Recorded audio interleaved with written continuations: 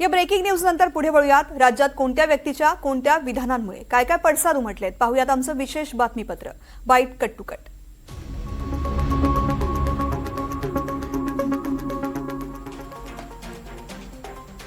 जगमित्र कार्यालय चालू आहे पण एक व्यक्ती इथे नाही. भर सभेत धनंजय मुंडेंना वाल्मिक कराड यांची आठवण झाल्याची चर्चा. आजपर्यंत सेवा करत आलाय. 12 महिने 24 तास जगमित्र चालू होतं. जे काही असेल नसेल गोरगरिबाला मदत आपण करत होतो. आज 9-10 महिने झाले कार्यालय चालू आहे, काम चालू आहे. हे सगळं बोलत असताना आपल्यासोबत आपला एक व्यक्ती नाही याची जाणीव पण होती. माझ्यासारख्या एक कार्यकर्ता म्हणून सहकार्याला सहकार्य समजतो म्हणून मला सुद्धा याची कुठेतरी आजच्या कार्यक्रमात जाणीव करून द्यावी. काय चुकलं काय नाही ते बघेल न्यायालय जाणीव नाही. म्हणून आज या 8-9 महिन्यात जरी कुठाने कमी पडला असेल तर येणाऱ्या 4 वर्षात ती कमी पूर्ण भरून काढायची जबाबदारी या ठिकाणी आम्ही दोघेही घेतो. पुन्हा एकदा आपल्याकडनं पूर्ण ताकदीने लढण्याची अपेक्षा ठेवून इथंच थांबतो. वाल्मिक कराडबद्दल कोणतीही भावना असणाऱ्या माणसाला माणूस म्हणताच येणार नाही. अंजली दमानिया यांची धनंजय मुंडेंवरती टीका. ज्या निष्ठुर क्रूर आणि राक्षसी अशा वाल्मिक कराडने संतोष देशमुखांची क्रूर हत्या केली, अशा व्यक्तीबद्दल कुठलीही भावना असणारा माणूस याला माणूस म्हणता येणारच नाही. म्हणजे वाल्मिक कराड यांची सगळ्या प्रकारची दहशत, त्यांच्या बंदुकीची दहशत, त्यांच्या गुंडांची दहशत, त्यांच्या टोळ्यांची दहशत तब्बल 5 महिने आपण बघितली. संतोष देशमुखांची हत्या कशा क्रूर पद्धतीने झाली त्याचे फोटो देखील आपण बघितले.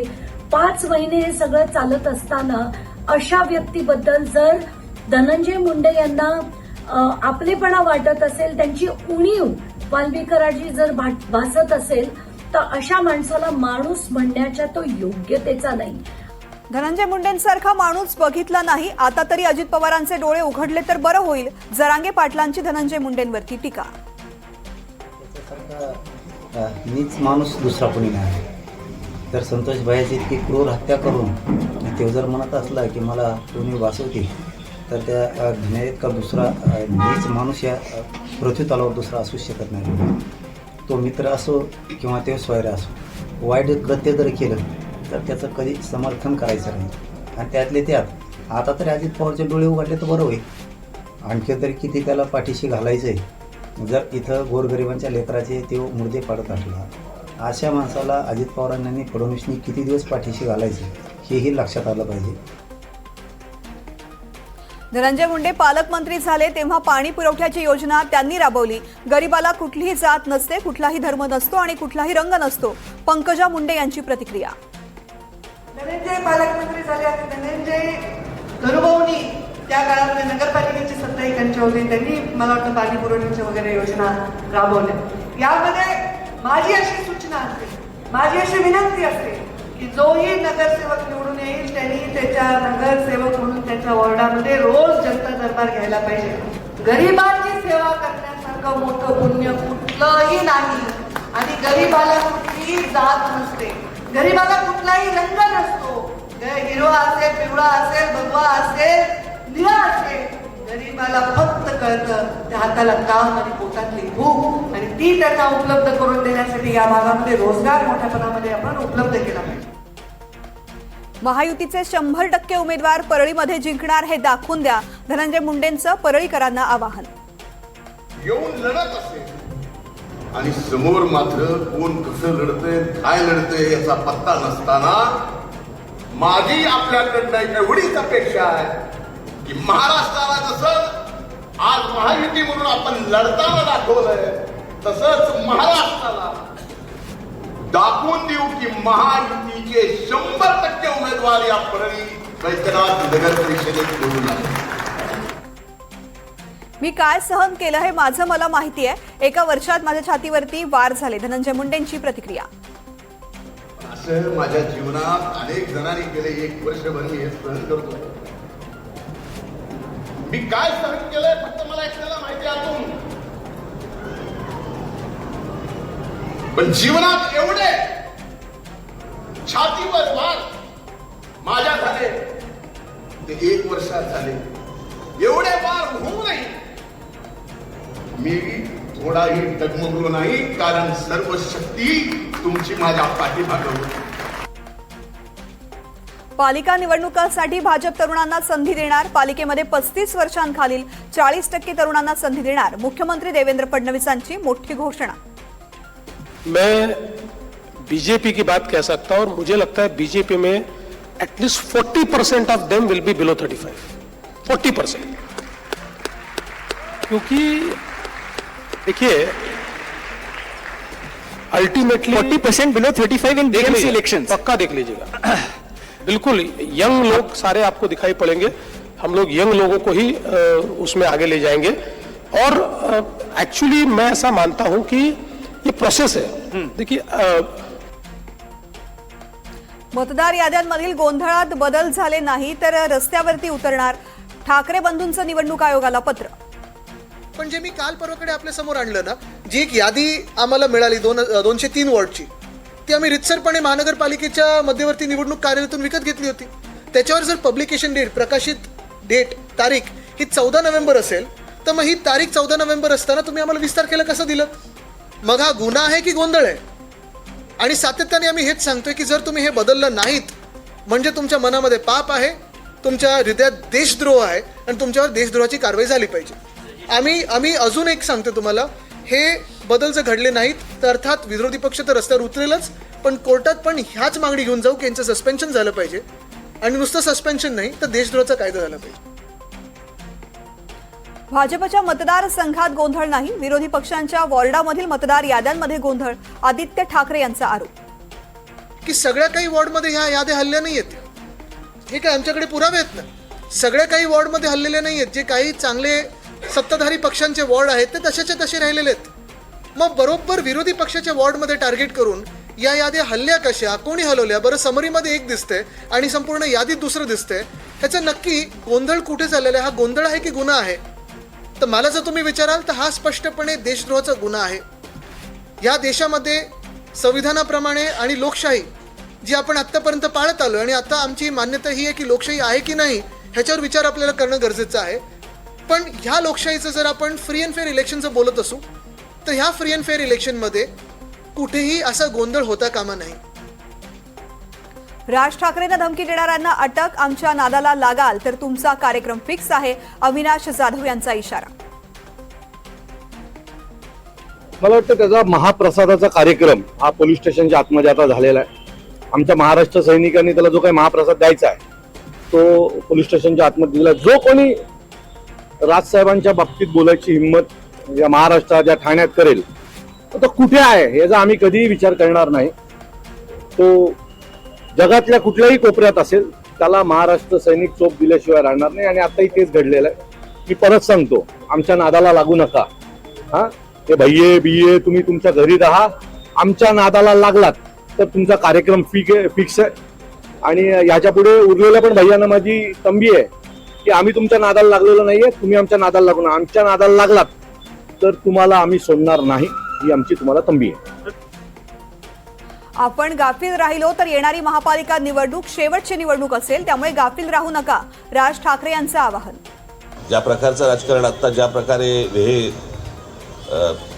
मतदार याद्या आणि याच्यातलं जे सुरू आहे याच्यावरती लक्ष ठेवावं.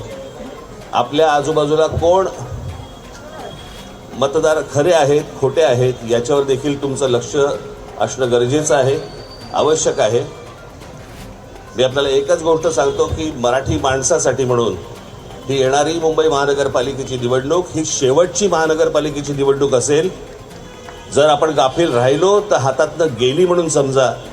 आणि त्याच्यानंतर जे थैमान सुरू होतील या लोकांचे ते मग ती कोणालाच आवरता येणार नाही. मला फक्त आपल्याला विनंती एवढीच करायची आहे, कुठेही गाफील राहू नका. राज ठाकरेंचं भावनिकतेचं राजकारण. भावनिक बोलून मतं घेण्याचा प्रयत्न. चंद्रशेखर बावनकुळेंची राज ठाकरेंवर टीका. इमोशनल मतं घेण्याचा प्रयत्न आहे. इमोशनल वातावरण तयार करून मतं घेण्याचा प्रयत्न आहे. मला वाटतं कुठलीही निवडणूक शेवटची नसतं. प्रत्येक निवडणुकीचं वेगवेगळं महत्त्व असतं. या निवडणुकीचं महत्त्व काय मुंबईमध्ये, तर मुंबई महानगरपालिकेच्या निवडणुकीचं महत्त्व आहे मुंबई शहराला आंतरराष्ट्रीय लेवलचं डेव्हलपमेंट करणे. 2029चं मुंबई, 2035चं मुंबई आणि 2047चं मुंबई कसं असेल याचा जो व्हिजन आराखडा, विकसित मुंबईचा आराखडा माननीय देवेंद्र फडणवीसजींनी तयार केला. त्या विकसित मुंबईच्या आराखड्याला मतं मिळणार आहे.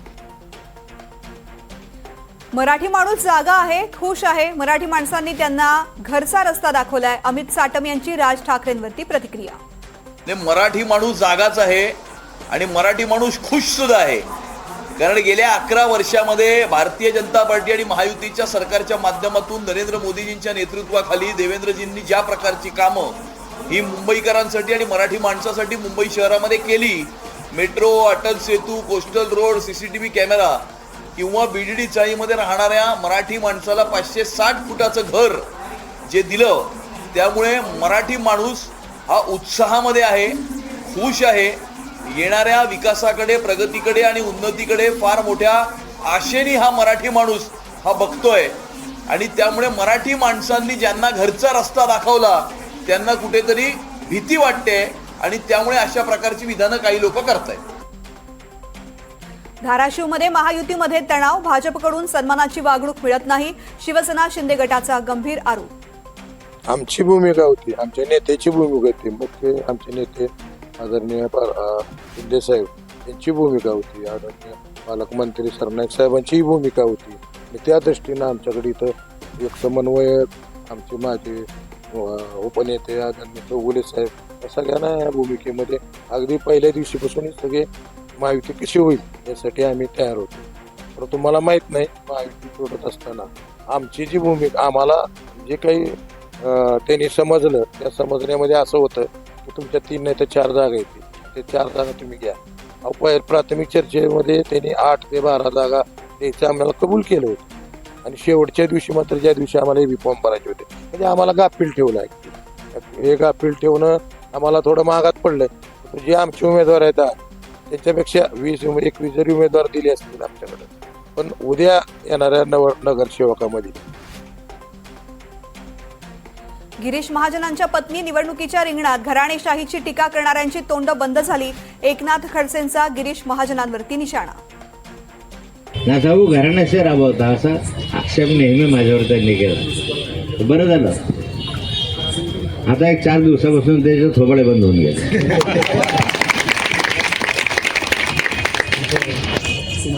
सावकारे साहेबांकडे तर त्यांच्या पत्नी आल्या. तिकीट कुणाला? सावकारे साहेबांच्या बायकोला. ते मंत्री आहेत, तिकीट मंत्र्याच्या बायकोला आहे. जामनेरला गिरीश भाऊ मंत्री आहे, 15 वर्ष झाले. आणि मला म्हणतात तुमच्या घरामध्ये घेवता, कुटुंबात ठेवता, तुमच्याकडे राहतात, हे राहता, तुमच्या घरातले घराणेशाही आहे. मग आता हे कोणती शाही लागली? आमच्या साधनाताईंना तुम्ही त्या ठिकाणी बिनविरोध निवडून आणलं. घराणेशाही आहे की नाही? घरी बसून राजकारण होत नाही. 2 डिसेंबर नंतर सर्व चित्र स्पष्ट होईल. प्रताप सरनाईक यांची टीका.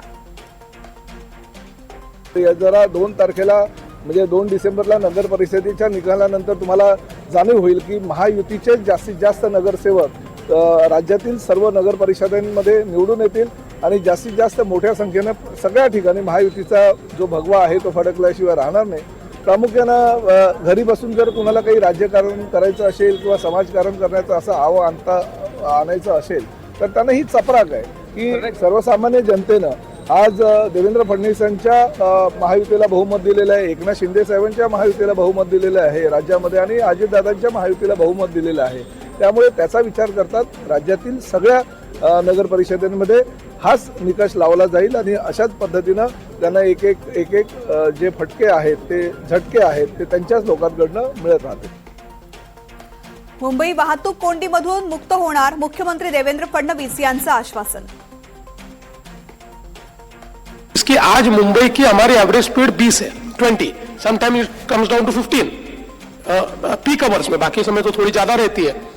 लेकिन ये एक ऐसी लिंक हम तैयार कर रहे हैं जहां पर आप एवरेज स्पीड 80 रख सकते हो, नॉट लेस देन 80। तो इसके कारण एक और मुंबई डिकंजेस्ट होगी। उसके साथ साथ थाने से बोरीवली का टनल है, फिर मुलुंड से गोरेगांव का टनल है। ये सारे टनल्स ईस्ट वेस्ट कनेक्टिविटी के लिए हमको एक प्रकार से इसकी मदद होगी। इसके साथ साथ और वेस्टर्न एक्सप्रेसवे को बोरीवली से गोरेगांव तक एक पैरेलल रोड हम लोग तैयार कर रहे हैं। फिर उसके साथ साथ जो अटल सेतु है, उस अटल सेतु को जोड़ने के लिए हम लोग वर्ली से एक शिवड़ी तक एक ब्रिज तैयार कर रहे हैं, जो अगले साल तैयार हो जाएगा। तो सीधा जो हमारे सबर्ब्स के लोग हैं, इनको अगर न्यू मुंबई एयरपोर्ट जाना है तो सीधा ये कोस्टल रोड पकड़ेंगे और इस रोड से वहां तक पहुंच पाएंगे। फिर हम लोग ईस्टर्न एक्सप्रेसवे से जहां पर हम लोग लैंड करते हैं, वहां से बहुत ज्यादा हम लोगों को ट्रैफिक जाम मिलता है, तो वहां से टनल का काम ऑलरेडी शुरू हो गया है, जो अगले 3 साल में हम कंप्लीट करेंगे। ये टनल सीधा चौपाटी पर आएगा, तो उसके कारण ये जो पूरा घूमकर ट्रैफिक आना पड़ता है और जो जाम होता है वो समाप्त हो जाएगा। मोदी सरकारवर भ्रष्टाचाराचा एकही आरोप नाही, जनतेनं मतदान केलं, मोदींनी बदल घडवला, मुख्यमंत्री फडणवीसांची प्रतिक्रिया। और सबसे बड़ी बात यह है कि देश का सबसे बड़ा institution the union government of India पिछले 11 सालों में मोदी जी के नेतृत्व में इस यूनियन गवर्नमेंट पर करप्शन का एक भी आरोप नहीं लगा है, नॉट अ सिंगल, कोई नहीं लगा पाया। तो अगर हम चाहे तो उस प्रकार से चला सकते, ये चलता है। हाँ, लेकिन ये जरूर है कि आज भी नीचे के लेवल पर या स्टेट्स में कई बार करप्शन के मसले उठते हैं। करप्शन का एपिटोम हमने देखा और उसके बाद लोगों ने बदला, लोगों ने मोदी जी को वोट दिया तो देश बदला ना, देश में बदलाव हमने देखा।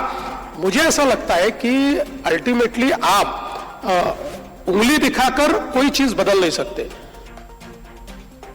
वर्ध्यात गौतमी पाटील यांच्या कार्यक्रमात राडा, शांततेत कार्यक्रम पहा किंवा येऊ नका, राड्यानंतर गौतमी पाटील संतापली।